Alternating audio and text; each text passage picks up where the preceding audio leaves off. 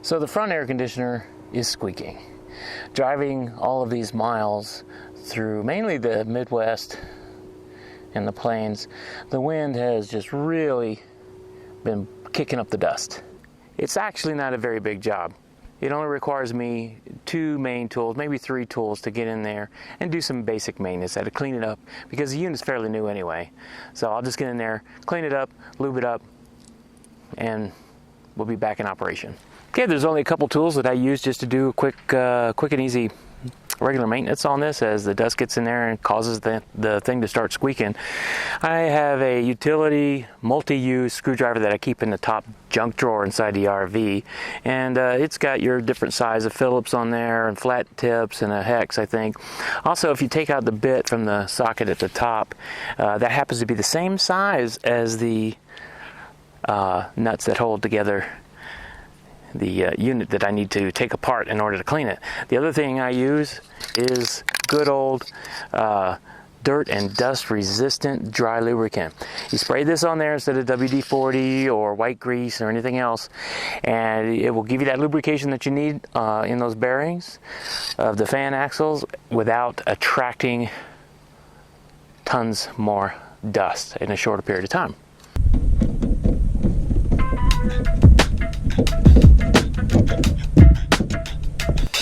4 little screws is all that holds the protective cover on. Drop those out.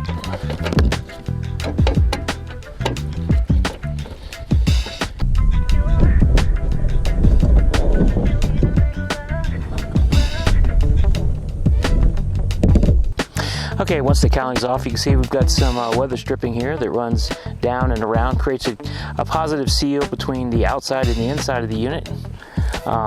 So it can kind of help keep this stuff out of here, but you can see you've got a buildup here of plant life. And you can see in the veins there's a lot of dust. I've had to take my pocket knife and cut out little slots in the weather strip so I can actually take this insulation foam off and get in there to the rest of the other side of the fan and its bearings. Okay, one more tool in our arsenal here is an air compressor. With this guy here, we're going to blow out these veins, save us a little work, blow out some of that dust out of there.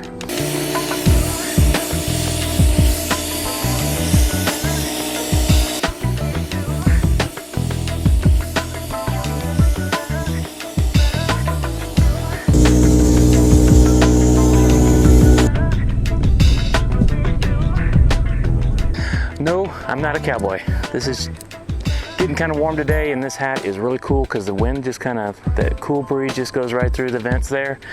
Keeps the head nice and cool. It's great to work in this when you're especially up on top of your RV like this. Okay, we're going to take off our little bit here off the screwdriver and use this part to remove the plastic cover.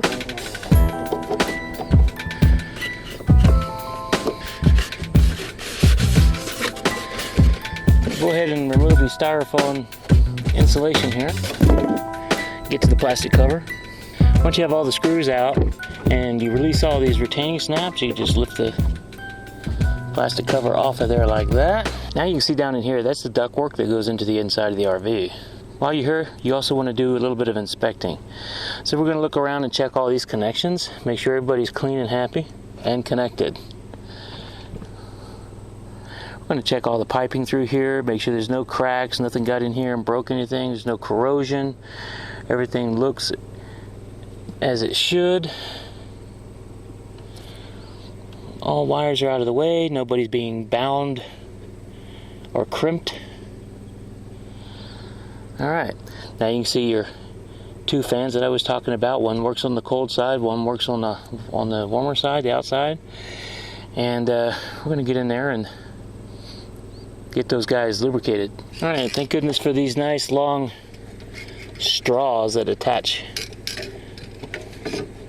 to the can so we can bend them and send them down in there to where the bearings are. Next thing I'm going to do is inspect these veins here on the radiator. It really makes a lot of difference if you get in here and you can straighten out the bent vanes. I forgot how much of a difference it makes, but it's a substantial percentage increase in performance. There's an actual tool they make for this, but since this unit is fairly new, I just kind of get through here with a screwdriver in case there's a couple of them that are bent and not allowing good airflow. So let me tell you about Yellowstone. If you ever wanted to go visit another planet, go to Yellowstone National Park. You know, we just left there, and I'm gonna let you in on a couple of spots where you can camp for free just outside the west entrance to Yellowstone National Park. Take a look at this.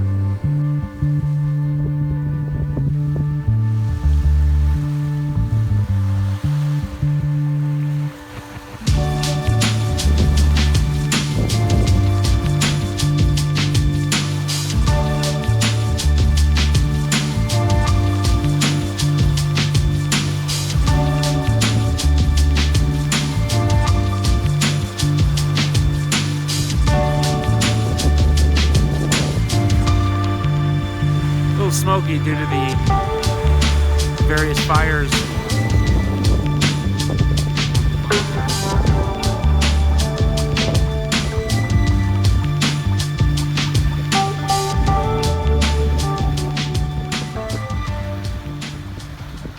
Pretty sweet, huh? We stayed there and really enjoyed it. Super peaceful. It is boondock camping, but if you don't have a problem with that for a couple of days, you're really going to love this spot. When I finish up here, I'll go down and show you some maps. Okay, after a few days of healing in Idaho Falls, my gas pedal foot was ready to go, and so were we. How to do Yellowstone. Particularly if you happen to be visiting for only one day, on a day where visitor attendance has broken all previous records. True story. Okay, here are some tips on how I got into Yellowstone and was able to do the loop. I only had one day, but I wanted to get everywhere and see everything with minimal crowds, even though this was a attendance record-breaking day. This may not work for everyone, but it worked for me based on my planning, my entry point, where I was camping, what day of the week, and what time I did everything. So here we go. First thing I did was pick a weekday. The kids are out of school still, but there's a greater chance that more people at work and less people in the park. Choose a weekday that is not near a holiday. Get an early start. Most people, after they get up from their campgrounds, they all meet up for breakfast and then head to the parks around 10 a.m.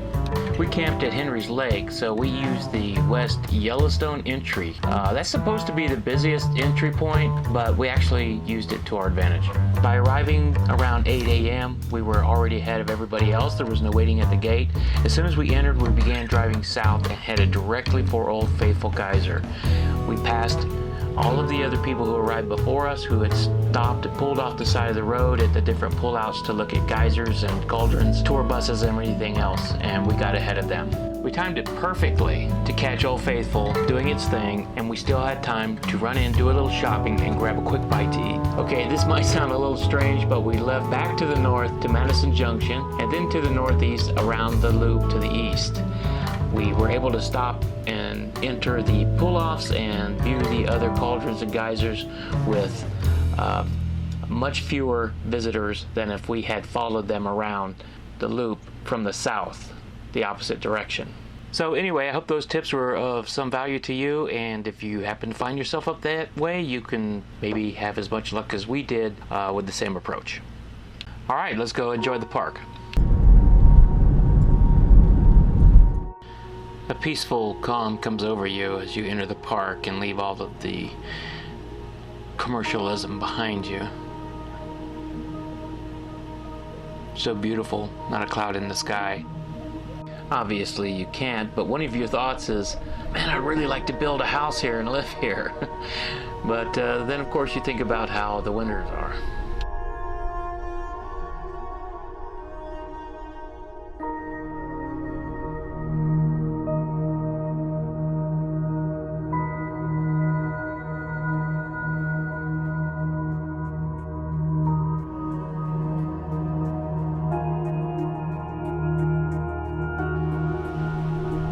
you drive up on your first geysers off in the distance, you know at that point that you are in the cauldron. You are in a formidable, dangerous place, but yet extremely beautiful and irresistible. First, you get the smell of sulfur. Hits you in the nose. Then in the back of your throat, you have this slight acidic tingle. You may feel like you're driving into hell or entering some place that has succumbed to some sort of disaster or disease, some sort of famine. With the felled trees, the dead grass from the acidic soil or the sulfur, you truly realize you're sitting on a cauldron above a massive, massive supervolcano. You realize the amount of volcanic activity that is taking place everywhere beneath your feet. And the cliffs off in the distance remind you of the rim left over when the very floor you are walking and driving on dropped after the last eruption. Oh yes, we are here. We made it. Yellowstone centerpiece, Old Faithful.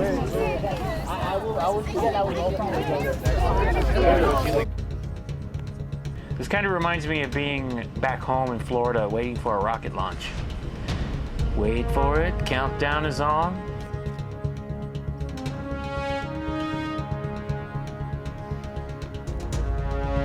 Oh, is that it? Is it going?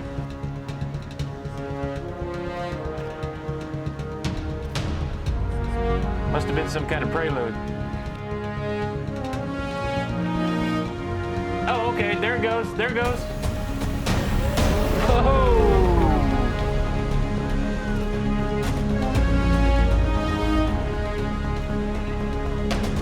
I can feel the moisture. I can feel the spray.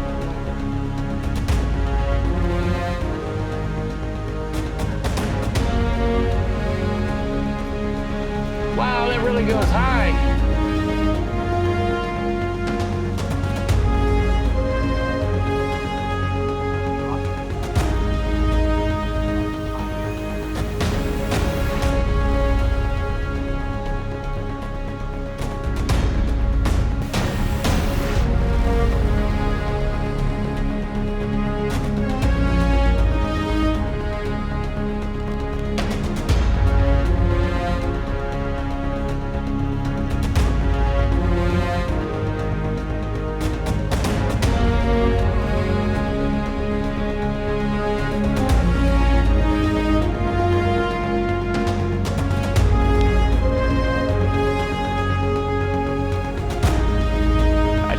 It went on this long. Wow. Totally impressive. Amazing. Scratch it off the list. Wow, just wow.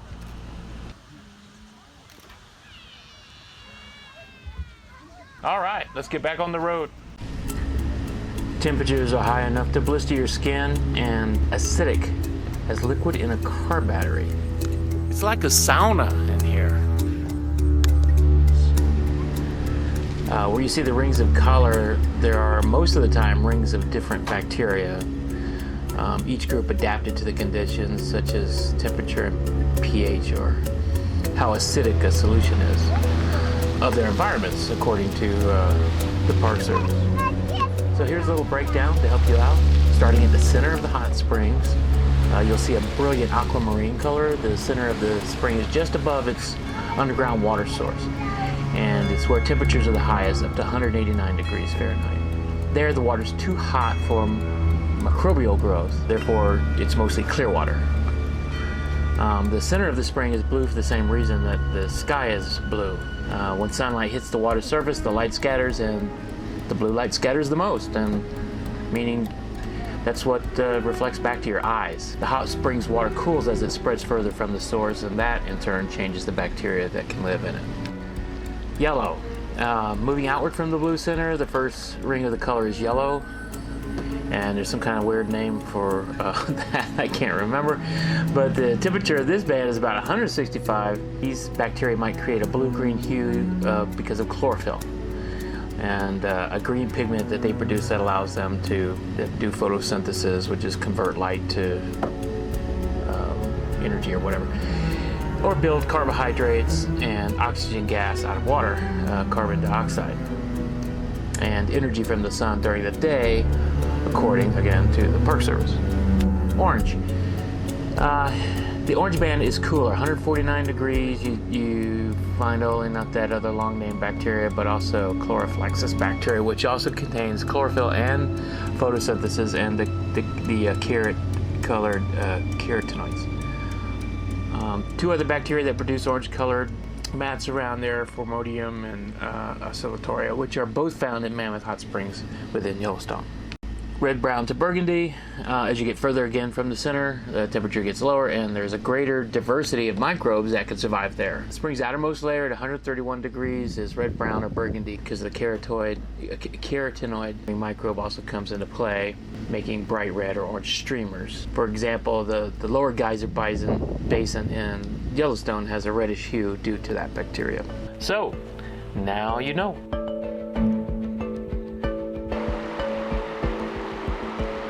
It's a refreshing change of pace and very relaxing once you leave some of the geyser and cauldron areas and enter the natural beauty of Yellowstone Park's forest. Rivers and streams, strong currents over rocks making those amazing sounds that people listen to fall asleep at night. The smell of pine, wildflowers in the air. It's a welcoming contrast after spending so much time around the boiling and potentially dangerous, catastrophic nature of the geysers and cauldrons, the smells, overall feeling of impending doom for this region, inevitably.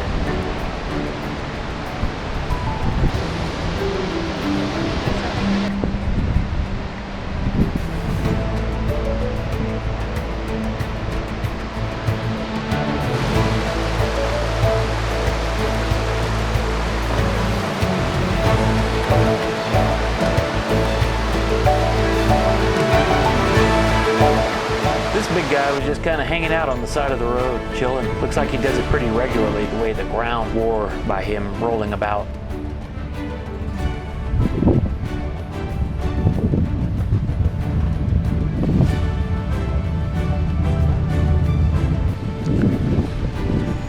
Looks can be deceiving. This is not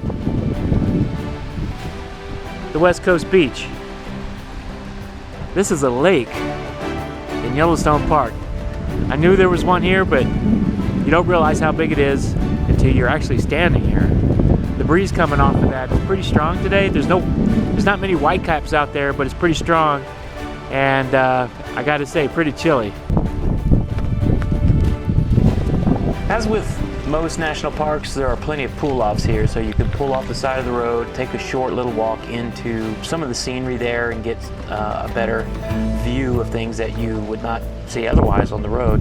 There are also many trailheads right next to many of these pull-offs where you can just go for a nice hike or go for a stroll along the Yellowstone River. Once you get to the big lake, you get your shoes off and soak your feet.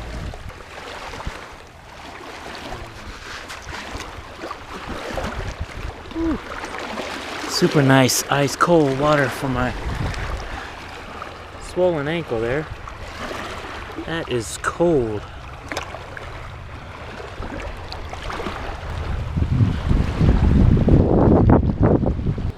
Well, I certainly hope you enjoyed that. I know I did. And most of all, I hope that you found some of those tips useful, and hopefully you didn't fall asleep during my big scientific explanation of things. Did you? All right, so we should get back up on the roof and finish up. Plastic cover goes back on, same way it came off. Mind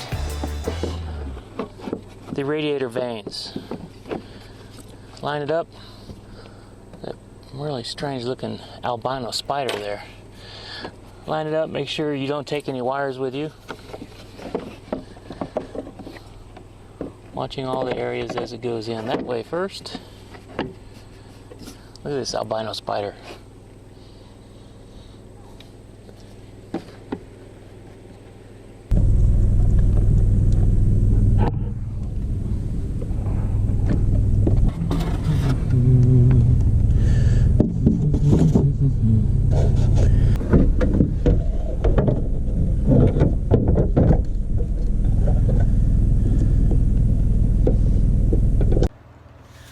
The service is done. We had some fun.